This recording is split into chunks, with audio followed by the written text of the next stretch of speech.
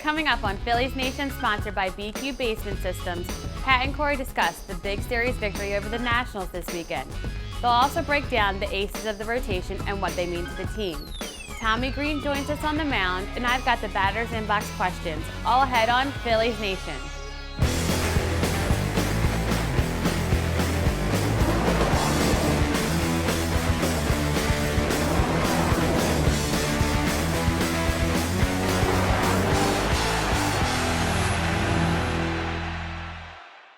Welcome to Phillies Nation right here at McStew's in Levittown. It is brought to you by BQ Basement Systems. Happy Cinco de Mayo. He's Corey Simon. I am Pat Gallen. You heard Ryann Williams in the open. We've got a ton to get to today. Why don't we start with a good series over the weekend against the Washington Nationals. The Phillies take 2 of 3. Tough loss on Friday, then they come back with a win on Saturday, and then a 1-0 victory on Sunday with Roberto Hernandez. And we can start it off there and talk generally about the pitching staff and how well they've done. Cliff Lee, a great performance on Friday. A.J. Burnett comes back, 6 strong innings on Saturday. Roberto Hernandez steps in for Cole Hamels, who had the flu. They push him back. Roberto Hernandez, 7 1/3 innings. Pretty good. As a rotation, the Phillies in that series against the Nationals, 20 1/3 innings, 3 earned runs. We've said all season that starting pitching is going to need to carry the Phillies, and it was imperative that they picked up a series win over the Nats, who were without Ryan Zimmerman and Bryce Harper, both with thumb injuries. So when the Nationals are missing their 2 best offensive performers, the Phillies absolutely needed to pick up 2 or 3 in that series, and it was great to see them do it after a disheartening loss on Friday. Okay, so we'll talk a little bit more in depth about the top of the rotation, namely Cliff Lee and A.J. Burnett, and what they've been able to do, and you hope to throw Cole Hamels in there as that 1-2-3 punch at the top, so we'll talk a lot more about them coming up. But offensively speaking in that series, Jimmy Rollins, I mean, we talked about him earlier in this season, and he can go through those 1-for-15 slumps where he strikes out 8 times and he pops the ball up. But in this weekend, goes 4 for 5 on Saturday, then comes back, scores the only run on Sunday. That is the Jimmy that you want to see. Jimmy's been very consistent this season. He has a .347 on-base percentage, which is 20 points higher than his career OBP. And the knock on Jimmy has always been that he's at the top of the order, he doesn't get on base enough. Well, when he's getting on base 35% of the time, he's doing his job. And it's ironic that he's finally doing his job when he's out of the leadoff role, right? When he's batting second. But he's been consistent since day one, and he's the reason that Chase Utley's, he's the reason that Chase Utley has had that hole between first and second open for him so many times this year. Absolutely, that's a pretty good point. And looking at the entirety of the National League East, we just saw Washington obviously for 3 games and the flaws that they have.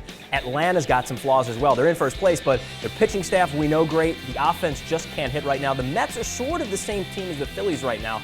This seems like a winnable division with the way these teams are built. After the weekend, the Phillies were 1.5 games out of first place, 1.5 games out despite all the problems they've had the first month of this season. The Braves are scoring 3.3 runs per game, which is nearly a run full per game less than the Phillies. And you think that Braves offense with Freddie Freeman and Evan Gattis and Justin Upton and Jason Hayward, that's the thing, they're so boom bust. They strike out so much, they make such little contact that when they don't have home run production, the Braves are a beatable team. And the fact that Atlanta has gotten by this early in the season with remarkable starting pitching that's not sustainable from Aaron Harang, from Alex Wood, from Irvin Santana, that shows you the Phillies, this is a pretty winnable division. I mean, we're going to talk a little bit later of what Vegas thinks the Phillies' odds are of winning the division, but no team is running away with this early, and the Nationals still are not playing up to their true talent. You don't want to get too ahead of yourself. We're just about a month into the season. I mean, why not, though? Why not? There aren't too many teams in the NL running away with anything. The Rockies, the Brewers, but other than that, like the Phillies are right now a game better than the Cardinals. Yeah, so they are hanging around right now, and the reason why, part of the reason why is because of that 1-2 at the top of the pitching staff, which hopefully you add the third in Cole Hamels as he returns to form. Let's talk about Cliff Lee and A.J. Burnett. I mean, they have been just off the charts good so far this season. Burnett, and I talked to Ryne Sandberg about this. I asked him about Burnett specifically. Have you ever heard of a player in his career talk about being injured and then feeling better about it? And he said he's never heard of that. No player, no one ever. So A.J. Burnett, he said they got lucky. They did get lucky. Well, I was kind of skeptical at first when Burnett, after his first good start after being diagnosed with the inguinal hernia, Burnett said that it was a blessing in disguise. It prevents him from opening up too much, helps his location. I was skeptical because... Yeah, that's pitcher speak. Yeah, and do you mean to tell me that in your 15-plus year career, no pitching coach ever said to you, stop opening up so much? Right. But I mean, I can't be skeptical anymore because the last eight combined starts from Cliff Lee and A.J. Burnett, dating back to April 16th, they have a 1.25 ERA. Their opponents have hit .203 on the season, 55 strikeouts to just 10 walks, yet they only have 3 wins to show for it. To me, what that says is you can get dominant performances out of Cliff Lee and A.J. Burnett at the top, but with this team, it's not always going to result in wins. But you can't say that those guys aren't earning their money right now. So we will talk more about them coming up in a little bit, because why not? They have been so good this year. And like I said, when you add Hamels into that mix, you hope that that can be one of the better 1, 2, 3 punches at the top of a rotation in Major League Baseball. So from there we go to the back end, the bullpen, and it's been a mixed bag basically so far this year. You just cross your fingers and you hope that when you throw guys out there that they can perform. Over the weekend, not that bad. Actually, Mike Adams had a rough performance on Friday, comes back Saturday and actually pitches Sunday as well, 3 straight days. But on Saturday, he was hitting 90, 91, even 92 on the radar gun. So that's nice to see. It's not something we thought we'd see, especially when he's hitting 87 on the gun. But talk about the bullpen overall.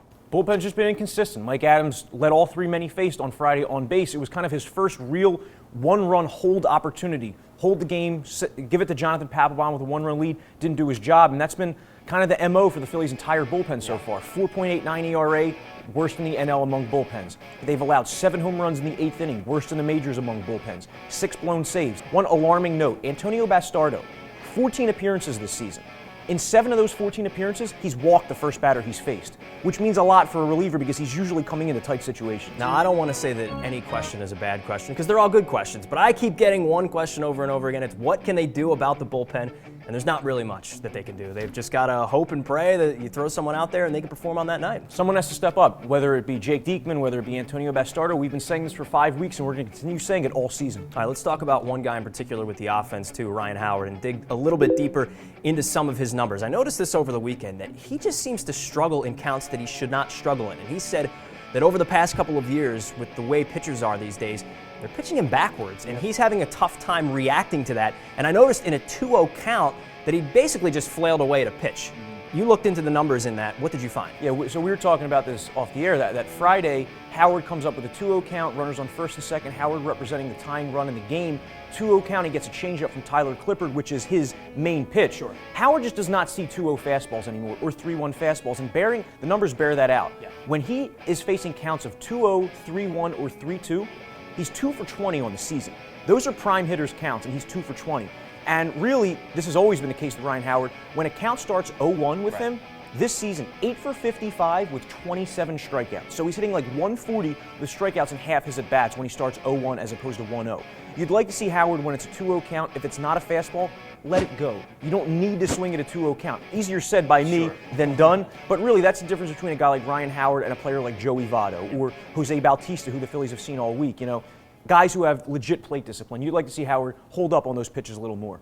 Good stuff from you to dig into those numbers. When we come back here on Phillies Nation, presented by BQ Basement Systems, we'll talk about Kevin Franzen. We got to see him over the weekend. Tommy Greene is here on the mound as well. Stay put. We're coming right back.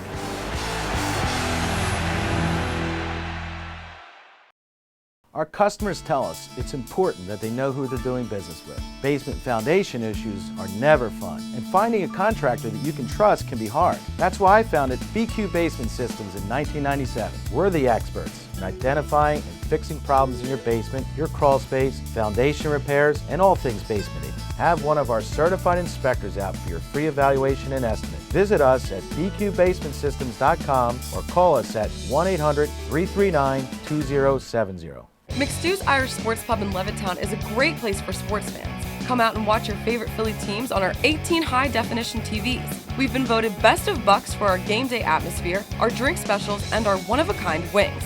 And if you can't stick around, stop by our takeout store to pick up your favorite domestics, imports, and craft beers from all around the world. Visit us at facebook.com/McStews for info on all of our upcoming events.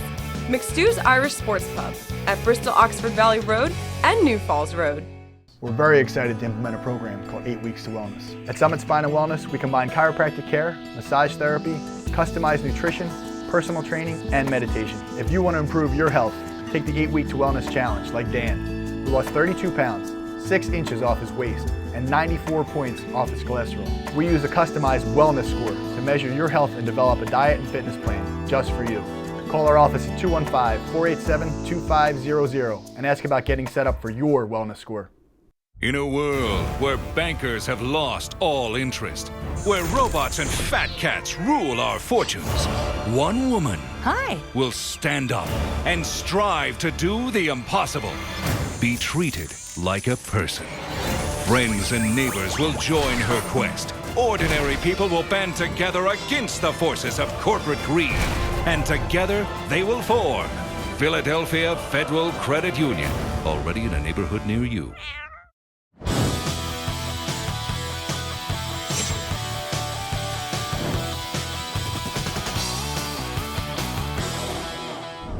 Hi, I'm Tommy Greene. Today we're going to talk about the pickoff move, righty and lefty a little. All right. When I pitched, the thing I thought about with my pickoff move was just being quick, my footwork being quick. And what I mean by that, and I can sort of show you, is when I come up here and get set in my position, I got a runner on first. The key to it is your first step being like that. All right, and what I mean by that is not stepping over there, which takes more time. If you pick your foot up too much like that and do that, it takes more time, and the guy's gonna be safe if you're trying to pick him off. All right, that was the key to me, is having good solid footwork and being quick. So, and I can show you that again. So I'll hold the ball a little longer, or if I do try to pick him off over there, I can vary my moves. I can do a slower one or a quick one. Never give him two different readings. So what I can do, I want to make him feel comfortable over there. So he might take that little bit extra step, and then I can get him with a good move, maybe. And that's happened. So I mean, it's sort of a cat and mouse game, but you don't want to take your attention off that hitter, because that could turn into a two-run homer, and you don't want that. You got to get the guy out at the plate. Thank you, Tommy. Welcome back to Phillies Nation. Pat and Corey with you here at McStew's. And we want to talk about a guy that was just cut by the Phillies before the season began, and that's Kevin Franzen. He returned to Philadelphia this weekend with the Washington Nationals. Has been a pretty good bench bat for them so far this season, and the Phillies are really missing out, and he thinks that they are missing out as well. And Franzen had this to say, quote, "Blindsided is a good way to describe it. I was like the ball boy on the sideline that got run over by someone. I was upset. Like I said, I knew where I stood with Sandberg and the coaching staff, but I was upset. If they thought I was roster flexibility, that's what they thought, but I didn't think that of myself. I earned my way to being on the bench, to being a vital part over there. That's what I thought. That's the feeling I have, and I'm going to go with it." Kevin Franzen, some interesting comments. He's 100% right, and he would look great on the Phillies bench right now. They need some right-handed flexibility, and Kevin Franzen, since 2012, has hit .344 against left-handed pitching, which is 7th best in baseball, just a spot behind guys like Andrew McCutchen, Ryan Braun, Mike Trout. Kevin Franzen was demoted by the Phillies, designated for assignment, sent to AAA, because they needed someone who could play shortstop at the beginning of the season. They knew Jimmy Rollins was going to miss a couple days with the birth of his second child. Freddie Galvis had developed MRSA. So the Phillies needed a backup shortstop, traded for Jason Nix. Right now, though, Kevin Franzen will look so much better than Jason Nix, especially considering the Phillies' issues at third base so far this season. They could easily be putting Franzen in there at third base against left-handed pitching. Kind of stinks he's no longer around. Yeah, that was a tough sell for the fan base, too, because Kevin Franzen is one of those guys that the fan base kind of connected with. He's that gritty type of a player, gets the jersey dirty, whatever it might be, but they could absolutely use a guy that can play both second, third, he can play a little bit of first, he can play corner outfield positions. He's a jack of all trades, and the Nationals made a pretty good choice in picking him up. From there, we go to by the numbers, and we started off with a stat from Elias. Troy Tulowitzki, he's pretty good. Went 3 for 4 on Friday, and through the first 12 games at Coors Field was hitting .575, 23 for 40. Since 1900, it only happened one other time, and that was the great Pete O'Brien from the Texas Rangers in 1988. He also went 23 for 40 in his first 12 home games. He's pretty good. Love the Pete O'Brien reference. Troy Tulowitzki's in the midst of a sick Rockies lineup. Nolan Arenado with the hit streak. Michael Kadire and Willen Rosario are on the bench, and they still have all this production with Tulo and Cargo and Justin Morneau. I mean, it's just been a great lineup. One by the numbers I had, Victor Martinez out in the AL Central has not struck out looking since May 11th, 2013. That is a span of 153 games and 640 plate appearances without a strikeout looking. Unbelievable. And he's hitting over .330 during that span. That is pretty wild. Not struck out looking. Wow, pretty good plate discipline. George Springer, not such good plate discipline. He became the first Astros player to deliver a walk-off RBI after striking out 4 times in that game. The last player to do that was in April of 2013. Our old friend, Brandon Moss of the Oakland A's. Brandon Moss never could get some run with the Phillies. They actually brought up John Bowker that one year instead of promoting Moss, who's been killing it with the A's the last couple of years. I have 2 Phillies-related stats here. One, Cliff Lee last Friday went 7 innings, 2 runs, did not get a win. Since 2012, Cliff Lee has made 30 quality starts where he has not won. That leads the majors. Guess who's number 2? Oh, I can only take a guess that it would be someone else on this Phillies. Cole Hamels. There you He's go. 27 quality starts where he has not won. So Cliff Lee and Cole Hamels lead the majors in that ominous category. The other by the numbers I have for you is that Gio Gonzalez on Sunday went 7 1/3 innings against the Phillies, gave up 1 run, and lost. That's only happened 3 times in the last 8 seasons where a pitcher has gone at least 7.1 innings, allowed no more than 1 run, and lost against the Phillies. Gio Gonzalez, Alex Wood 2.5 weeks ago, and it happened then 5 years prior to that, or a couple years prior to that with Josh Johnson. So only 3 times in the last 8 years, twice in the last 3 weeks. Very, very interesting. Let's go to another segment. It's called Fantasy Baseball, and it's brought to you by DraftStreet.com. It is the future of fantasy sports. Visit DraftStreet.com. Use the promo code Phillies Nation to sign up for free one-day leagues where you can win real cash prizes. Last week, finally, I scored on one. Jordan Lyles, I told you to pick him up. Pitcher for the Colorado Rockies. He faced off against the Diamondbacks. Went 6, 3 hits, gave up just 1 run, didn't get the win, didn't strike out a lot of guys, but you know, it's just end depth at the end of your pitching rotation, and he gave you some good innings. Pat's been the king of picking guys who then get hurt. Kevin Kuzmanoff, I don't know if you noticed, he also got hurt. So what is that, like 4 or 5 weeks in a row? But good job, buddy. Thanks, buddy. No, my guy was Gregory Polanco, who's still not up yet, but he's going to be up soon because the Pirates are 7 or 8 games under 500. They desperately need some outfield help. My guy this week, another right fielder. I'm going with Marcell Ozuna of the Miami Marlins. 3-run homer against Ryann Williams over the weekend to make a 7-3 game into a 7-6 game, enable the Marlins to come back a little bit there. Ozuna hitting .290, 6 homers, 19 RBIs, really productive this season, and a lot of raw power. I see him being the next Alfonso Soriano. Along the same lines as your pick last week with Gregory Polanco, I went with Oscar Taveras. He's in AAA with the St. Louis Cardinals right now, 301 average, 5 home runs, 19 RBIs so far this year. But the problem is they don't have any room for him right now. It's a logjam in the Cardinals outfield, but I would pick him up if you have the ability to. Stash him on your bench. Why not? Good young player. They like you said, though, they just have so many outfielders. Peter Bourge just can't get any tick. Then you have John Jay, Matt Holliday, Alan Craig. They're not scoring any runs, Randall though. Grichuk. Yeah, exactly. That's the thing. And Oscar Taveras is a super prospect. He's going to be up soon, whether it's with the Cardinals or through a trade with another team. All right, that is Fantasy Baseball, and it's presented, as always, by DraftStreet.com, the future of fantasy sports. We will return right here on Phillies Nation.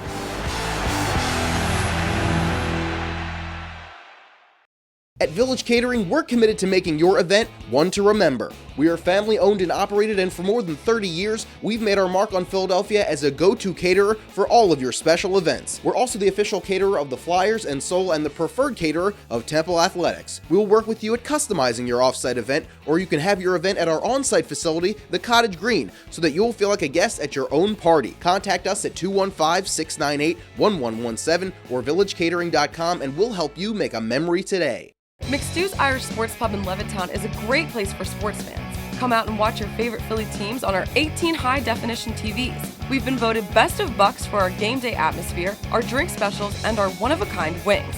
And if you can't stick around, stop by our takeout store to pick up your favorite domestics, imports, and craft beers from all around the world. Visit us at facebook.com/McStews for info on all of our upcoming events. McStew's Irish Sports Pub at Bristol Oxford Valley Road and New Falls Road. Our customers tell us it's important that they know who they're doing business with. Basement foundation issues are never fun, and finding a contractor that you can trust can be hard. That's why I founded BQ Basement Systems in 1997. We're the experts in identifying and fixing problems in your basement, your crawl space, foundation repairs, and all things basementing. Have one of our certified inspectors out for your free evaluation and estimate. Visit us at bqbasementsystems.com or call us at 1-800-339-2070.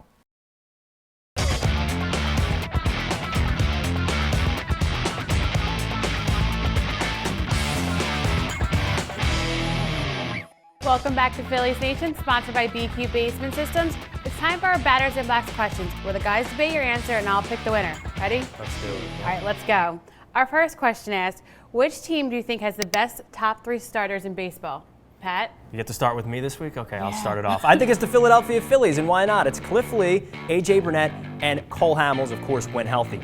And I had this conversation with someone the other day about the top 3 and how good they are. And he was pointing to the Braves rotation. And I said, think of it like this. I know the Braves have great numbers so far this season. Their pitching staff has been extraordinary. What 3 guys would you rather have if you were going into a playoff series than Cliff Lee, A.J. Burnett, and Cole Hamels around baseball? There aren't many, because they have World Series experience, they have a ton of playoff experience, and the numbers, even though Cliff's 35 and A.J. Burnett's 37 and Cole is now 30, they still have They still have a lot left in the tank. So I think if I'm picking a top 3 out of any team in baseball, I'm going with the Philadelphia Phillies. It's interesting. What I will say is that if the argument is who would you rather have in a 3-game series that starts today, I'm probably going Phillies too. But if the question is you have to pick one top 3 in baseball to start your team around, I'm probably going with the Dodgers when completely healthy between Clayton Kershaw, Zach Greinke, Hyunjin Ryu. But right now, Kershaw's been banged up. Ryu's now going to the DL. So I would go Cardinals with Adam Wainwright at the top, the ace of aces, and then penciling in Shelby Miller and Michael Wacha behind him, because Miller and Wacha both throw 95 plus, young guys, team controlled, cost efficient, and Wainwright's probably the best pitcher in baseball right now. So I would probably rank them Dodgers, Cardinals, Phillies in that order, just because the Cardinals guys cost so much less. Well, Pat, you're going to start it off and you're going to win it right now. Thank you. Is that because it was the Phillies? Maybe. All right, well, our next question is, Dom Brown has been all over the place this season. What's one word you would use to describe him? Corey? I'll use 2 words. I'll say mediocre so far, but really it's just mostly unknown. Because Dominic Brown, we saw the dominant May he had in 2013 with all the home runs. But other than that, he's looked kind of pedestrian in every other month in his career. The defense, probably below average. The base running, it doesn't stand out. So Dominic Brown has not been the player he's been hyped up to be yet.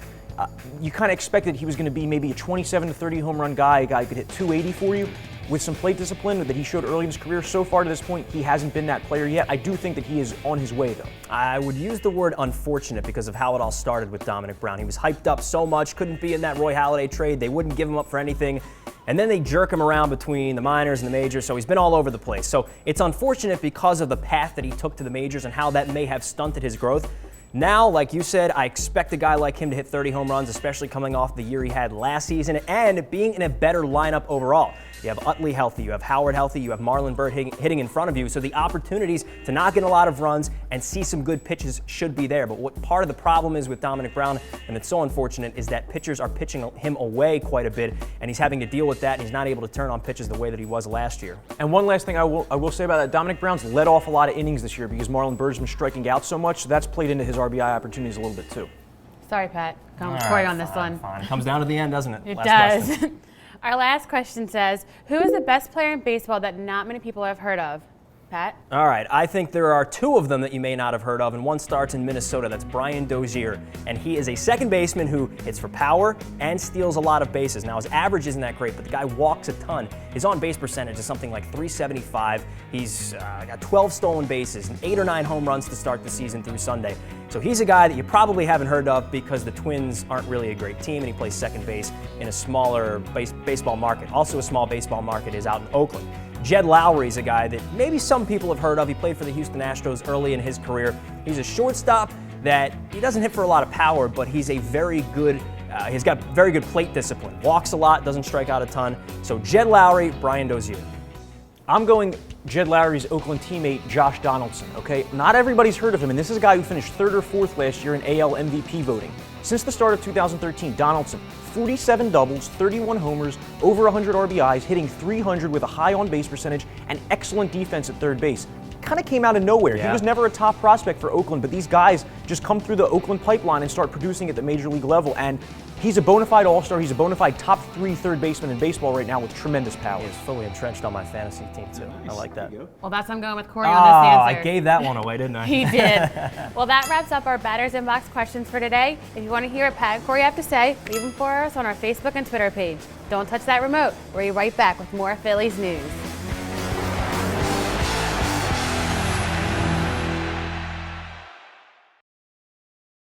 In a world where bankers have lost all interest, where robots and fat cats rule our fortunes, one woman will stand up and strive to do the impossible. Be treated like a person. Friends and neighbors will join her quest. Ordinary people will band together against the forces of corporate greed. And together they will form Philadelphia Federal Credit Union, already in a neighborhood near you. Our customers tell us it's important that they know who they're doing business with. Basement foundation issues are never fun, and finding a contractor that you can trust can be hard. That's why I founded BQ Basement Systems in 1997. We're the experts in identifying and fixing problems in your basement, your crawl space, foundation repairs, and all things basementing. Have one of our certified inspectors out for your free evaluation and estimate. Visit us at bqbasementsystems.com or call us at 1-800-339-2070.